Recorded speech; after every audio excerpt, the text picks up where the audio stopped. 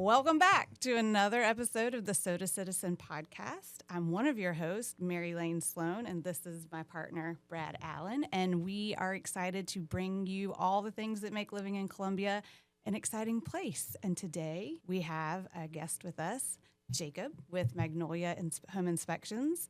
And we're excited to have you. Thank you for having me. Yeah, and we're not going to talk just about home inspections the whole time, but that's a big part of why you're here, and you're a trusted vendor of ours. So, yeah, let's just do a little. I mean, I know you're pretty much born and raised in Columbia. I know you snuck out for a couple of years. Yes. So we're going to keep the theme of like what it's like to live in Columbia, because a lot of the people listening and going to our YouTube page are like trying to seek out, like, should they come here, right? Should they leave the great white north of snow and everything else right now and come down here? But first and foremost, like, tell us about the inspection company. Tell us like what your thoughts and your goals are, or maybe not goals, but why are you doing it?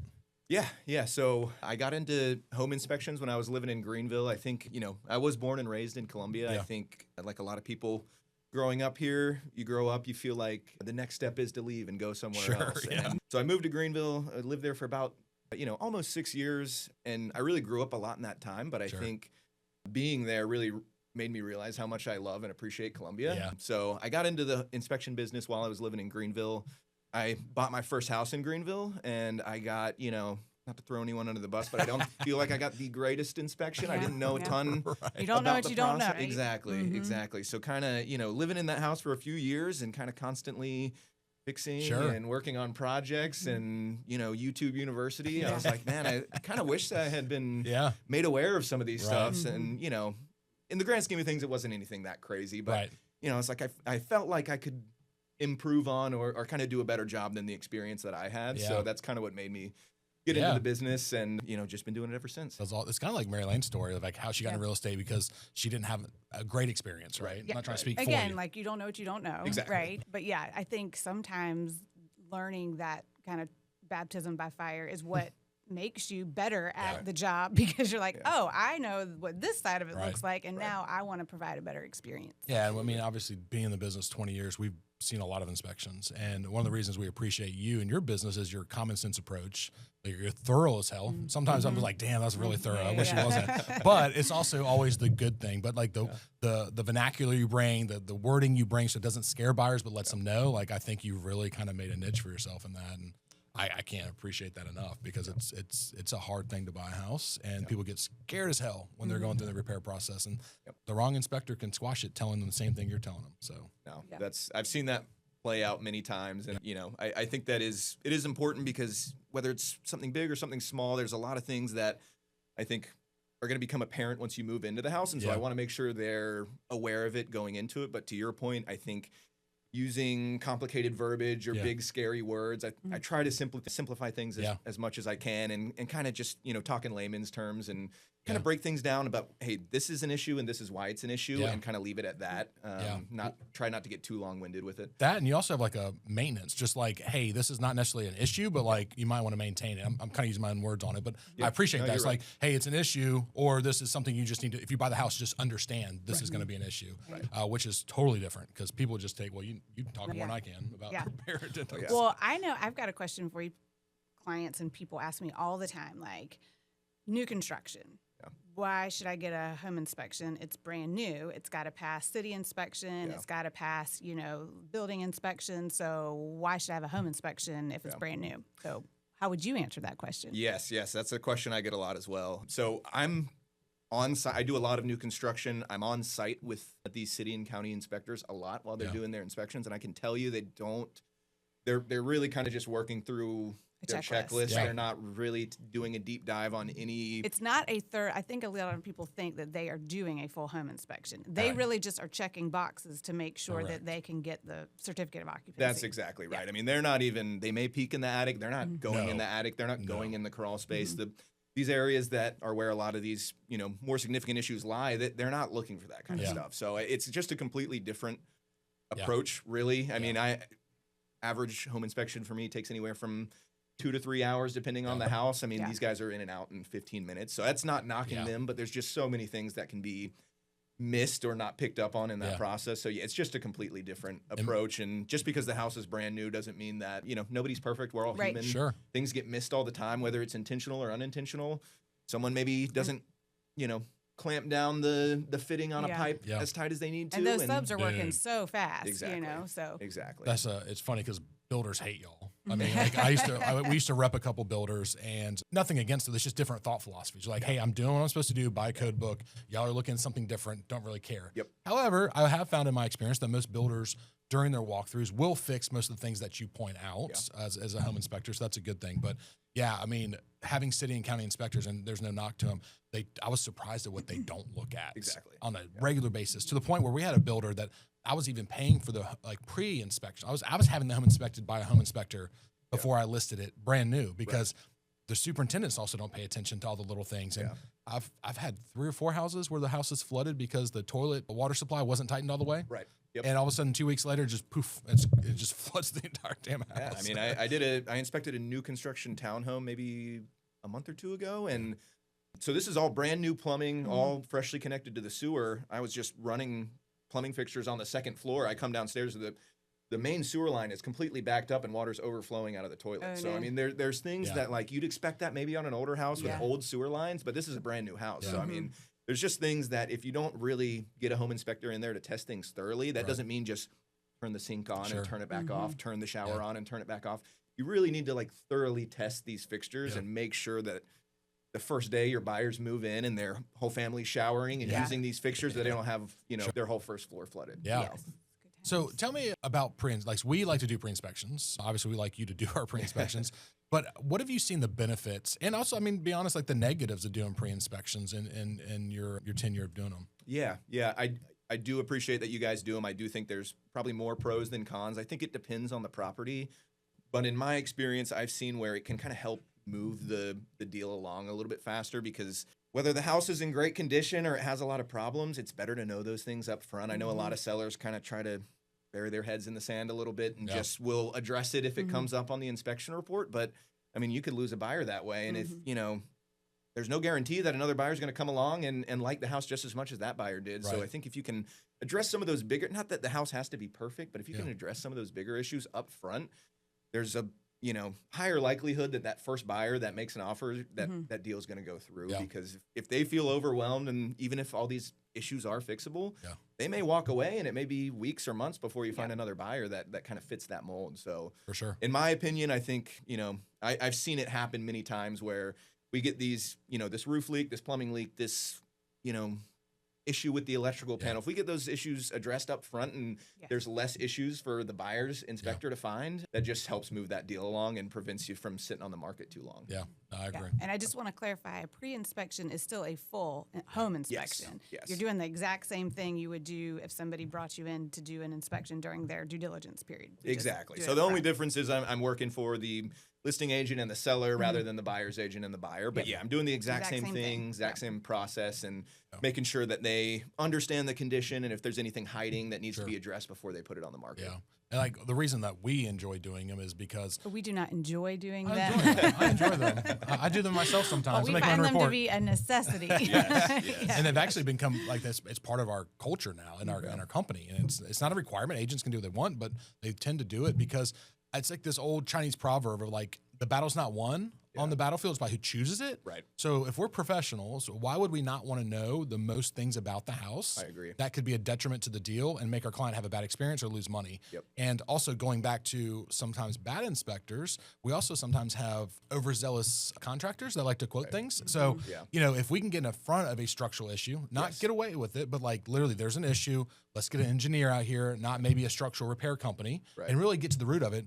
We oftentimes can get to an easier solution and a more economical solution, or maybe not even list the house, which usually gives our clients a better experience. And I do believe that. I think that leads to us selling our houses for closer to asking price, because buyers come in knowing most of what's going on, even though they do their own home inspection usually. But I think it's a great thing. And so I don't know. I can't tell enough agents out there to do this. Please, not just for your clients, but for you, your home life. Yeah.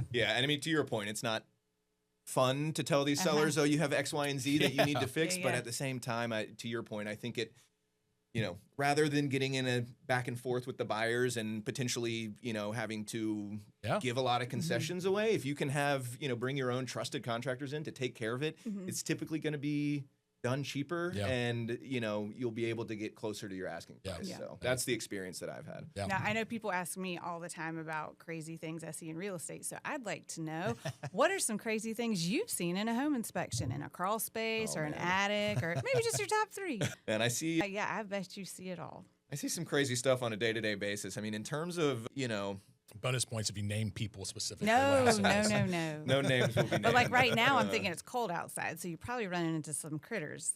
Right? A lot of critters. Yes. Yes. So that's a daily encounter. I think it's funny. I've bought and sold 3 or 4 personal houses, or 4 houses, I guess, and every single house has had some sort of pest issue. Not like a full-blown infestation, but I think more people have pest problems in their house than they realize. Even the nicest houses. I mean, I think it's like I want to say it's a nickel-sized hole that mice can fit through and get into your crawl space or your attic. So if you really sit in a quiet house for 5-10 minutes, you can. So it's not ghost. Okay, so I just thought it was ghost. Yeah, you might be onto something there, especially on some of these older houses that we're inspecting. But no, I think a lot more houses have critter problems than you think. If you don't have that crawl space and that attic sealed up super, super tight, even the smallest little gaps, penetrations through walls, the critters are going to find their way in. So I do run into that a good bit. What do you do if you see a snake, like face to face?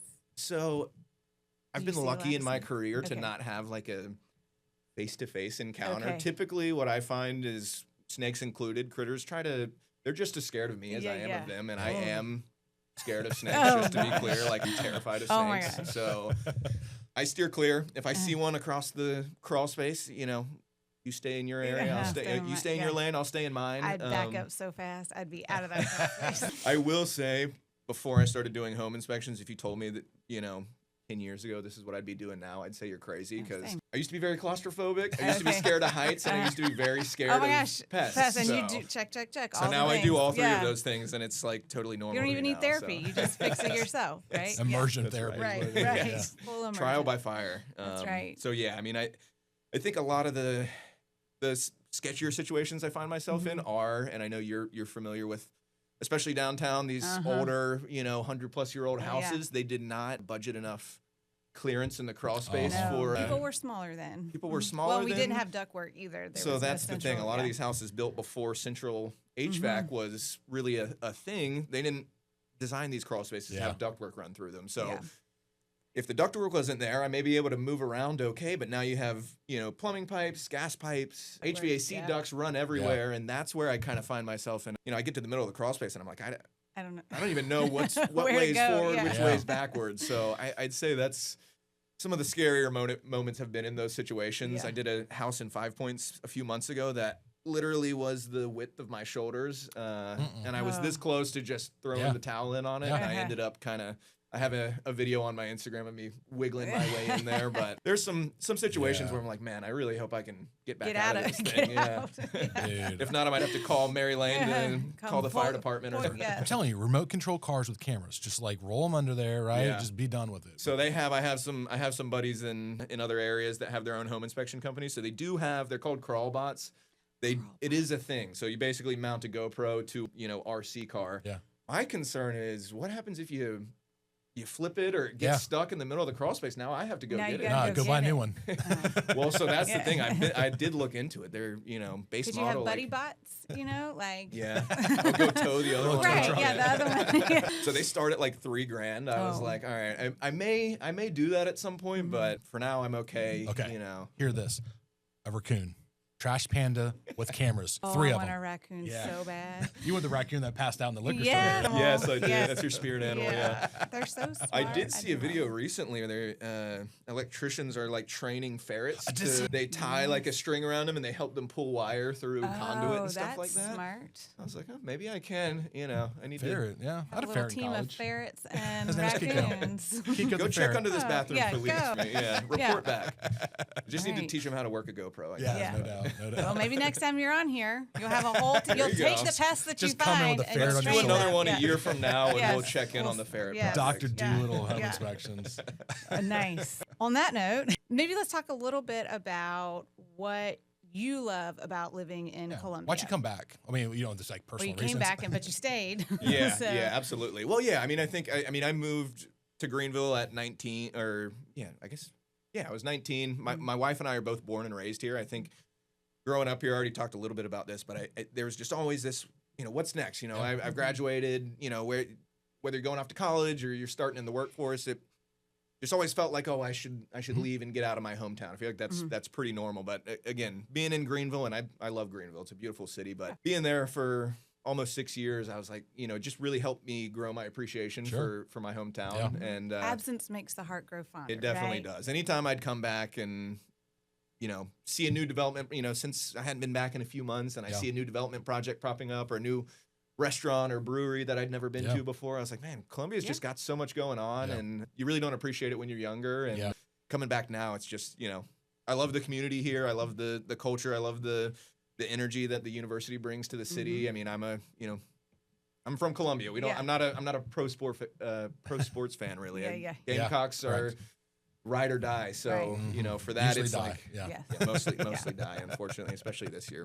But still, it's just, it's one of those, you can't really replicate that kind of SEC school kind of culture and that energy that it brings to the city. I mean, that's like one of my favorite things.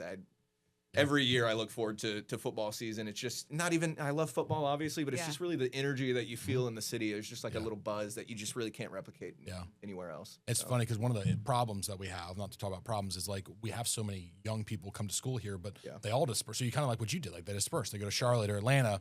And so I know some projects going on that'll come out of the ground here in a little bit that they're focusing on tech sector. They're focusing on trying to keep the talent local because we have such a turnover of good talent leaving the area, and it's hard to grow to be a tech sector like Greenville and Charleston, stuff like that, when everybody wants to get out of Dodge. So I think it's going to be the next couple of years. I think you're going to see a change in that, hopefully. Okay. So tell us, I know you said you kind of like the SEC vibe, but like if you were taking your wife on a date, where are some of the places you would go? Because people ask us all the time, like, where should we go to lunch? Where should we go to dinner? What are the things to do in Columbia? So if somebody was asking you what to do this weekend or where to take their wife on a date, what would you tell them? Yeah.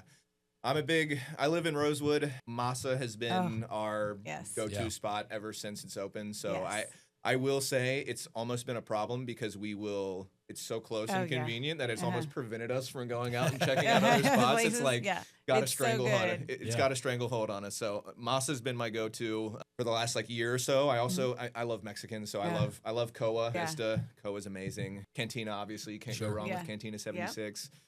Some other more local, smaller spots. I love Fifth Avenue also in Rosewood as a lunch spot, a deli spot for sandwiches and stuff like that. It's hidden too. A lot of people don't know. I mean, they know about it, but they can't see it. Yeah, it is it's off the main road, but it's, they used to be in that building right by the BP, and then they moved back and built a bigger building there. But love Fifth Ave. That's a great spot. One. Yeah. We're going to try and get the Masa and Koa guys on here and gals because it's such a good local restaurant. Yeah. No, they did a great job. I was super impressed with the space they built out and just how good of a job they've done kind of developing that area. So I'm excited. I think I'm a sucker for Mexican food. So those are my go-to spots. Amen. I have zero self-control when it comes to salsa and chips. Zero. All right, so I like to ask this question a lot. So we know that you just said you lived in Rosewood, you like it, but you see everywhere in the Midlands. Yeah. So if your wife was like, "Hey, we can't live here anymore," where would you live in the Midlands? Price be damned. It doesn't really matter. Price isn't an object. Just the area that you like the most. I'd say, we're right where y'all's office is, this Melrose Heights. That's super close to where we are now, but that's where I was born and raised, and I love the charm of the neighborhood and some of these really old historic houses. Yeah. I love that it's considered a historic neighborhood, and it can be kind of a pain sometimes, but it's also they're very strict about the modifications and upgrades you can make about the house, and I think that kind of keeps a lot of the original charm of these older houses. They got tiny crawl spaces. They have tiny crawl spaces. They're not as fun to inspect, but in terms of living over here, and it's just so centrally located. You can hop on Gervais and be in the Vista in 5-7 minutes. Right. So just in terms of convenience, I like, for what I do, you're right, I go up to an hour, radius of Columbia. So I like to be centrally located because I may be in the Northeast in the morning and Lexington in the afternoon. So where do you think the biggest sleeper area is that people don't know about, but they should? That's a good question. So there's a lot of development going on in the Southeast, Southeast, like Garner's Ferry out towards Hopkins. Yeah. But I still think people are sleeping on it a lot. It's a really nice area, and it's way more affordable than certain neighborhoods in Lexington that may be comparable, like size and square footage wise. So I really like the southeast area. If you even go a little bit farther out, like Hopkins area, you can get a lot more bang for your buck, and you can get a lot more land, and you're kind of, you know, more secluded, more out in the country. You're not, you're not right on, you're not tiny lots where you're right on top of your neighbor. So I really like that area a lot. No, I agree. We get a lot of Shaw. PCSing that they'll call and be like, hey, I want to live in Sumner or maybe Columbia, and lo and behold, most of the time they're usually right there at 77, maybe a couple miles in, but they like to stay in that area just because it's closer to town and the VA hospital, but not quite all the way down to Sumner. Yeah, and I think it hasn't gotten so saturated yet to the point where it's still like really affordable compared to maybe like West Columbia or Lexington newer communities, and so there's a lot more incentives you can get out there, and you can get into your home a lot cheaper out there, you know, as opposed to some other areas. But it's still really convenient to everything. Yeah, no, I get that. For sure. So, you had mentioned that, you know, you left, you came back, and Columbia has changed a lot, right? Which is good. Change is good. What's one of the ways that Columbia has changed, or one of the areas that have changed that you've really been excited about? Yeah, I think, I mean, I'm a downtown boy, so I think kind of the resurgence of my neighborhood, Rosewood, I've been really excited to see the amount of development and kind of rehabbing that's been going on there. I mean, it's, you know, kind of when I was growing up, it was a lot of, you know, it's still a lot of rentals, student rentals, but when I was growing up in Columbia, it was a lot more rundown than it is now. There's been a lot of investment in that area and kind of seeing that neighborhood kind of come back, and it's really strong now, and I think it's in a really good place, but it's still like very affordable, especially for like younger professionals and, you know, people straight out of college. I think it's one of the few neighborhoods downtown that's still very, very affordable, but you can find some really nice higher end properties there. And now there's more to do over there too. Like, I've grown up here my whole life as well, and there used to just not, the appeal of Rosewood was kind of like because you couldn't walk to anything, but now you've got the hunter-gatherer brewery over there, you've got City Roots, you've got the, you know, they redid the field over there, so there's just a lot more and then, you know, all the stuff on Rosewood Drive, you've got the Publix, you've got Masa, so there's just, I think that reinvigorated the neighborhood too, because now you can like walk to stuff. Absolutely. Yeah, I agree with that. I think Owens Field and the brewery going in across the street, I think, has been a game changer too. Mary Lane hits the skate park up at least twice a week. No. They do have a cool pump track. They do, yeah. I don't know what a pump track is. It's the bike track for kids, like, but it's got hills and stuff. I don't know where the pump comes from. No. Well, it looks cool. Kids look happy there. Great playground. No, you can knock it out on your rollerblades sometime. Okay. Mary Lane's a mean rollerblader. I don't know if you know that. I don't think I've worn rollerblades since I was in the 5th grade. You gotta go check out Finley Park then. I've heard Finley Park is great. Yeah. I took my kids there after we did the grand opening, and I was like, you can rent skates. Yes. And my friend was telling me about park is on a 45-degree slope. I'm like, how do they get insurance over here? They're like, you know what, this is cool. Screw it. I don't care about insurance. Don't go on that part. I know. To me, it's, you know, from a home inspector perspective, it's like, oh, that seems like a liability nightmare. Oh, hell yeah. I mean, more power to you. I'm not complaining. It's the city. They got to get in there somehow, right? So with that being said, like, what's one thing about Columbia that you think that flies under the radar that people like should know about, or is a hidden gem? Because I hate to bring it up every single time, we get overshadowed by the cities around us within a couple hours. Sure. But like, what's the sleeper part of Columbia that people need to know about? Yeah, I think I've recently kind of discovered this portion of Columbia because I didn't really do this growing up, but like utilizing the river more. Like I don't know where you thought I was going. I wasn't sure. I think that's a great point. Yeah, I think utilizing the river more. So, you know, I have a small John boat. I'm not by no means like I don't have a very fancy or expensive boat, but I take my John boat out on the river and just exploring kind of Columbia from that vantage point. I know Lake Murray gets all the shine in the summertime, and I love Lake Murray, but you know, sometimes it's difficult to access. I think the rivers are kind of untapped potential. I think we can do more and more with that going forward. I would like to see some more development along the river, but I think it's very untapped. Even if you don't have a boat, like doing a group together and floating down the river, super fun. Yeah, so it's funny when people talk about like John boats, and like they just don't. You tell people that, and they're like, "What?" Yeah, like Rosewood Landing. Go put your boat in. You can go pretty much south. I don't know how far. I've never actually done it for a while, right? Yeah. One of my ultimate goals, it has been for 20 years, is to kayak from like Gervais Street down to 601. It's like an overnight, 2-night kind of thing through the forest. There's no pullouts. Like it is. You just sleep on your boat? You can get, like, there's some sandbars. But it's all private property. And like, so you got to be careful too, because the water can be let out of the lake, but not that often. Yeah. But there are no public accesses out. Like there's some private residences. What if you have to go to the bathroom? go to the bathroom. It's the camping, river? Mary Lane. Yeah. But you can't get out the water. I don't No, you mind can't- no, camping. You I can thought get on you. the sides. It's Oh, not close or okay. anything. I you thought can you were pull up like, in the- I'm just going to be in a kayak for 2 days. No, but I did have some friends that made that expedition. That's on my list too. I think they did maybe camp for 2 nights, and it was 3 total days. But yeah, I heard that's a lot of fun. But yes, I think, Lake Murray on a Saturday in the summer can get crazy. Sure. Yeah. I like to go out on the river. Yeah. There's a ton of beaches and sandbars out there, and it's Yeah. kind of like it's untapped. So Yeah. I'm kind of a little bit of a secret right now, and I've been enjoying that. Yeah, so, I need to do the research because what I've been told, and I'm not sure it's true, is like we're one of the biggest major cities to have a river and have really zero development. Yeah. I mean, it's almost like we've preserved the whole thing. We're like, don't touch it. So I know USC is working on a whole developments on their side, and obviously the river walks on both sides, and now connecting and all that has done a lot. But yeah, it's a gorgeous river, and we just don't take full advantage of it. So no, I think it's a great one. Sure.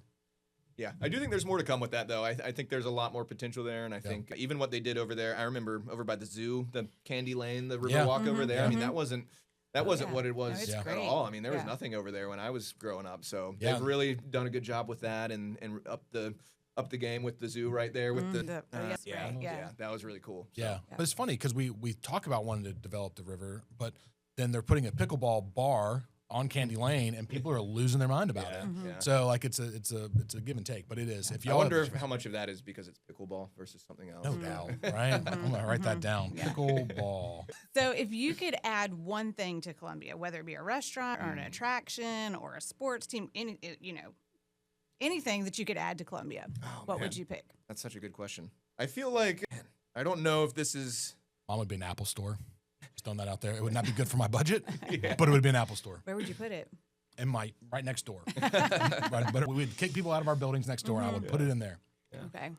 I will say the one thing about Columbia is like it's not the most. I mean, you talk about walkability of Rosewood, but I think bikeability is a big thing. I like riding my bike. It's not the most bikeable city. I would love to see kind of more trails or bike paths. Like Greenville. Not to compare it to Greenville, but they have the Swamp Rabbit Trail. Right. That's Yeah, incredible. for sure. I mean, it's almost 30 miles, I think. I think now, yeah. And completely unobstructed, no cars or anything. I think putting a little more focus on like outdoor recreational. Like I like to run, I like to bike.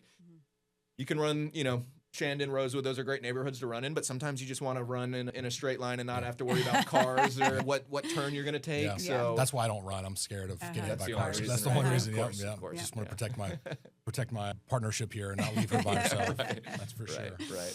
But yeah, I know that's way easier said than done, but something to maybe look towards in the future. And I think Greenville did a really great job with that. So Good. That'd be cool to. What do you think's on one of the last questions? Like, what do you think's on the horizon for Columbia? Like, where do you see us going over the next 5 years? Just in your layman's terms, just being a resident here, hearing on the news, scout, all that kind of stuff. Yeah. Like, do you think it's going to be positive and it's going to be a great influx? You think we're going to be the steady Freddies we've always been? No, I think we got a little bit of momentum, and I think we're going to capitalize on it. To be honest with you, I think the university's not slowing down anytime soon. We have some, like you said, we have Scout coming in. We have some major businesses that are investing heavily in the Midlands. So I think we're gonna capitalize, and we're gonna continue to grow. I think we're gonna build out some of these smaller areas that have seen a lot of growth already. I mean, the Blythewood, Northeast, Ridgeway, all these areas I think are ripe for continued development, and I'm excited to see that because I think Columbia proper itself is very built out, but I think these smaller suburb areas, my wife's family lives out in the southeast area, and I'm excited to see that continue to grow. More stores, more shopping, more infrastructure come to that area. So I think Winsboro is going to go through a revolution out there. Oh, I do. Yeah, it's going to be great. Yeah. Not that it's a bad town. I just think it's going to bring a lot of attention to it because it's a quintessential Southern town that's stuck between us and Fort Mill, and with the new EV battery plant going on up there and stuff like that, it's going to bring a lot of money and people want some space. So. No, I agree. And I think also like southern Charlotte, like the Rock Hill, Fort Mill areas, like it's very congested now. And I think people will realize like you said, it's an easy 45 minutes to an hour to get up to Charlotte from there. So I think it's super doable. And I think people are going to start to realize that and realize their dollar's just going to go a little bit farther than it could closer. So, well, what's one thing about Columbia you hope never changes? I think 5 Points has been a topic of conversation for as long as I can remember. I think it's gone through a lot of changes from when I was growing up in a good way. Yeah. But I hope that it doesn't continue to change too much from what it is now. Okay. I really love kind of where it's at, where I think it has a good balance of like nicer, like fine dining, Yeah. but then they also still have that, Those college bars. I appreciate that aspect of it. I don't Me want too. that to go away completely. I don't think that it should be just a complete madhouse, but Yeah. I do think that there needs to be that area where, the college kids can go and they still have that Sure. access while doing it, obviously safely. But I hope that it doesn't change too far from what it is now. I think it's in a good place now because I do kind of agree that it may have gotten out of hand a little bit. Sure. And so they've kind of pulled back on some of that as far as the college bars go. But I think it's in a really good place right now. I like how Divine Street and Rosewood kind of funnel into 5 Points, and it's just kind of, it's just in a good place right now. And I'd love to see some more restaurants come in, but I don't want it to change too much from what it is right They're now. bringing that oyster bar. Yeah. Yes. So that's going to be, I'm excited excited about that for sure. Absolutely. Thank you, Jacob, so much for Yeah. talking to us about you your guys. business and what you love about Columbia. And hopefully we'll have you back sometime. All right. So if you're also thinking about moving to Columbia area, we'd love to be your resource. But in the meantime, download our Art of Real Estate app. And in those resources, you're going to find our Buying in Columbia guide. It's going to be everything you know about restaurants and vendors and things like that you may not get through this podcast, and kind of do your own research. And then when you're ready, let's connect and let's buy a house.